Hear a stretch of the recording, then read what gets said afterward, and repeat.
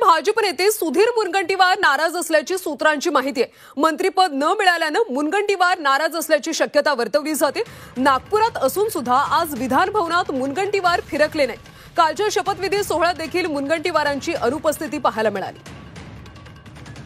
भाजप नेते सुधीर मुनगंटीवार सुद्धा आता नाराज असल्याची सूत्रांची माहिती मिळते। त्यांना देखील मंत्रिपद मिळालं नाही, त्यामुळे मुनगंटीवार नाराज असल्याची शक्यता आहे। नागपुरात अजून सुद्धा आज विधान भवनात मुनगंटीवार आले नाहीत। कालच्या शपथविधी सोहळ्याला सुद्धा ते उपस्थित नव्हते। सविस्तर अपडेट्स घेऊयात आमचे प्रतिनिधी कृष्णात पाटील यांच्याकडून।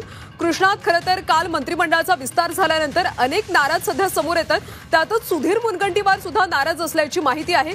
नेमके काय ताजे अपडेट्स मिळतात?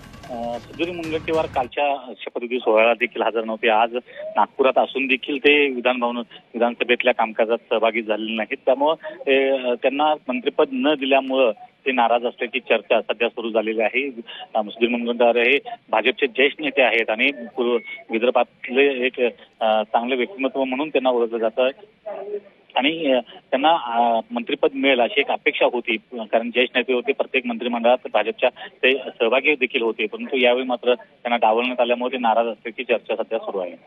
धन्यवाद कृष्णा, त्या सगळ्या सविस्तर माहितीसाठी। तर सुधीर मुनगंटीवार सुद्धा नाराज असल्याची माहिती आता समोर येते।